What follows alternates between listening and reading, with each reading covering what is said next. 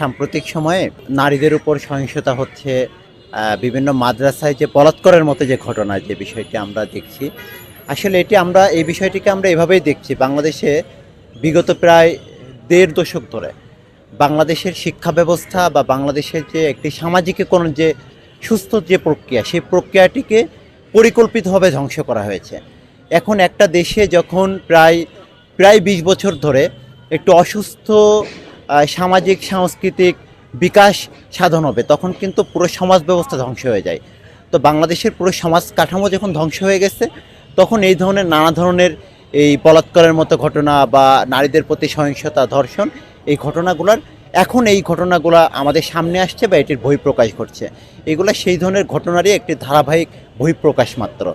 এটার জন্য যেটা দরকার, একটি সুস্থ গণতান্ত্রিক চর্চা, সুস্থ সামাজিকীকরণ প্রক্রিয়া এবং বাংলাদেশের ওভারঅল আমাদের যে শিক্ষা ব্যবস্থা, এটির একটি সময়োপযোগী একটি পরিবর্তন সাধন করা দরকার, যার মাধ্যমে কেবল সামাজিক সচেতনতার মাধ্যমে এই বিষয়গুলো RICL TMX, যুগের পর যুগ স্থাপনা থাকে মজবুত, স্থায়ীভাবে এই সংকটটি সমাধান করা সম্ভব। আমাদের বাংলাদেশের সংখ্যাগরিষ্ঠ মুসলিম প্রধান দেশ হিসেবে এদেশের প্রায় ৯০% জনগণ মুসলিম ধর্মের অনুসারী।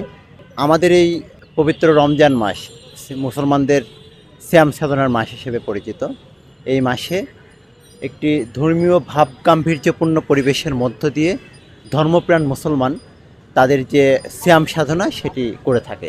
একটি শিক্ষার্থীবান্ধব সংগঠন হিসেবে বাংলাদেশ জাতীয়তাবাদী ছাত্রদল, যেহেতু বাংলাদেশ জাতীয়তাবাদী রাজনীতিতে বিশ্বাসী, জাতীয়তাবাদী আদর্শের উপর ভিত্তি করে বাংলাদেশের সকল ধর্মমতকে বিশ্বাস করে তাদের রাজনৈতিক কার্যক্রম পরিচালনা করে। তো এই পবিত্র মাহে রমজান উপলক্ষে বাংলাদেশ জাতীয়তাবাদী ছাত্রদল তাদের এই ধারাবাহিক কার্যক্রমের অংশ হিসেবেই বাংলাদেশ জাতীয়তাবাদী ছাত্রদলের উদ্যোগে হিফজুল কোরআন এবং কোরআন তেলাওয়াত প্রতিযোগিতা ২০২৫ প্রথমবারের মতো এই আয়োজনটি উদ্যোগ গ্রহণ করেছে এবং আজকে দিনব্যাপী হাকিম চত্বরে প্রায় ১,০০০ অংশগ্রহণকারীর উপস্থিতির মধ্য দিয়ে এই আয়োজনটি চলছে।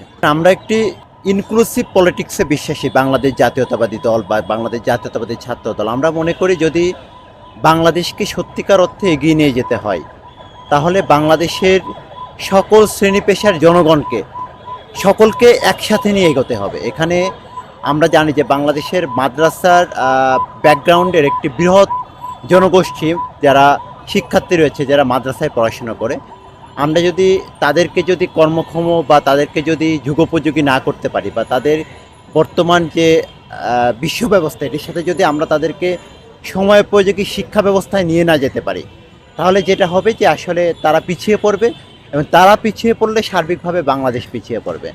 এই জন্য আমরা মনে করি বাংলাদেশের প্রতিটি ক্ষেত্রে, কর্মসংস্থানের ক্ষেত্রে এবং সার্বিক দিক বিবেচনা করে বাংলাদেশের যারা মাদ্রাসা শিক্ষার্থী আছে তাদের ক্ষেত্রে একটি যুগোপযোগী শিক্ষা ব্যবস্থা প্রণয়ন করতে হবে, যার মাধ্যমে বাংলাদেশের প্রতিটি কর্মসংস্থানের ক্ষেত্রে তারা অগ্রাধিকার পাবে এবং তারা তাদের মেধা ও যোগ্যতার ভিত্তিতে বিভিন্ন কর্মসংস্থানের সুযোগ তৈরি হবে। এবং বাংলাদেশ জাতীয়তাবাদী ছাত্রদল আগামী দিনে, বাংলাদেশ জাতীয়তাবাদী দল যদি সরকার গঠন করে, বাংলাদেশ জাতীয়তাবাদী ছাত্রদল এক্ষেত্রে মাদ্রাসা শিক্ষার্থীদের ক্ষেত্রে একটি আলাদা শিক্ষানীতি প্রণয়নের মাধ্যমে তাদেরকে বাংলাদেশের মূল ধারায় নিয়ে আসার ক্ষেত্রে সার্বিক যে কার্যক্রম বা তাদের বাংলাদেশ জাতীয়তাবাদী ছাত্রদল তাদের সেই কার্যক্রমের অংশ হিসেবে উদ্যোগ গ্রহণ করবে।